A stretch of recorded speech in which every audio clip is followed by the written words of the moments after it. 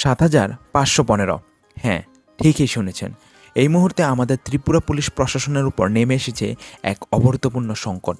রাজ্যের আইনশৃঙ্খলা রক্ষা এবং আমাদের সুরক্ষার দায়িত্বে যে পুলিশ বাহিনী দিনরাত কাজ করে, সেখানে এখন ফাঁকা পড়ে আছে ৭,৫০০-এরও বেশি শূন্যপদ। ডেপুটি এসপি থেকে শুরু করে কনস্টেবল, এমন কোনো স্তর নেই যেখানে কর্মীর সংকট নেই। কিন্তু কেন এই পরিস্থিতি? আর এর প্রভাব আমার এবং আপনার সুরক্ষার উপর কিভাবে পড়ছে? চলুন আজকের ভিডিওটা একদম তথ্যসহ পুরো বিষয়টি খতিয়ে দেখা যাক। সরকারি তথ্য অনুযায়ী ত্রিপুরা পুলিশে এই মুহূর্তে মোট সৈন্যপদের সংখ্যা ৭,৫১৫টি। আসুন একটু সহজভাবে হিসাবটা বুঝে নিই। প্রথমে রয়েছে কনস্টেবল পদ। সবচেয়ে বড় ধাক্কা লেগেছে এই স্তরে।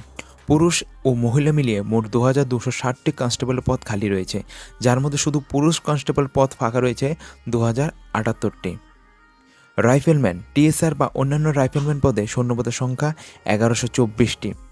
অ্যান্ড্রয়েড ফলোয়ার, এখানেও খালি আছে ৬১৪টি শূন্যপদ। শুধু তাই নয় ভাই, ইন্সপেক্টর, সাব ইন্সপেক্টর, এএসআই থেকে শুরু করে ড্রাইভার, মেকানিক, নার্স, এমনকি দপ্তরের ভেতরের এলডিসি, ইউডিসির মতো প্রশাসনিক পদগুলো বছরের পর বছর ধরে খালি পড়ে আছে। এখন প্রশ্ন হলো, এই বিশাল শূন্যপদের ফলে আমাদের কি ক্ষতি হচ্ছে? ক্ষতি হচ্ছে প্রধানত ৩টি জায়গায়। ১ নম্বর, অতিরিক্ত কাজের চাপ। নতুন নিয়োগ না হয় বর্তমানে যারা ডিউটি করছেন তাদের উপর কাজের চাপ অস্বাভাবিকভাবে বেড়ে গেছে। ফলে ২৪ ঘন্টা অ্যালার্ট থাকা এই বাহিনীর সদস্যদের মানসিক ও শারীরিক ক্লান্তি বাড়ছে। ২ নম্বর, আধুনিক অপরাধের থাবা। বর্তমান যুগে সাইবার ক্রাইম এবং মাদক পাচারের মতো জটিল অপরাধের গ্রাফ কিন্তু বাড়ছে। আর এই আধুনিক অপরাধ মোকাবিলা করার জন্য যে পরিমাণ প্রশিক্ষিত তরুণ জনবলের দরকার, তার তীব্র অভাব দেখা দিচ্ছে মাঠ পর্যায়ে। ৩ নম্বর, জননিরাপত্তার ঝুঁকি।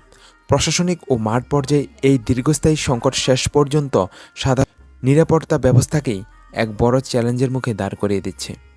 তো সংশ্লিষ্ট মহলের মতে এটি কেবল একটি প্রশাসনিক বা পরিসংখ্যান নয়, বরং রাজ্যের নিরাপত্তা কাঠামোর একটি বাস্তব চিত্র। সাধারণ মানুষ এবং চাকরি প্রার্থী হিসেবে আপনার কি মনে হয়, এই শূন্যপদগুলো দ্রুত পূরণের জন্য প্রশাসনের তরফ থেকে কী ধরনের পদক্ষেপ নেওয়া উচিত? আপনার মূল্যবান মতামত নিচে কমেন্ট করে অবশ্যই জানান। তো আজকের ভিডিওটি এই পর্যন্তই। ধন্যবাদ। জয় হিন্দ, জয় ভারত।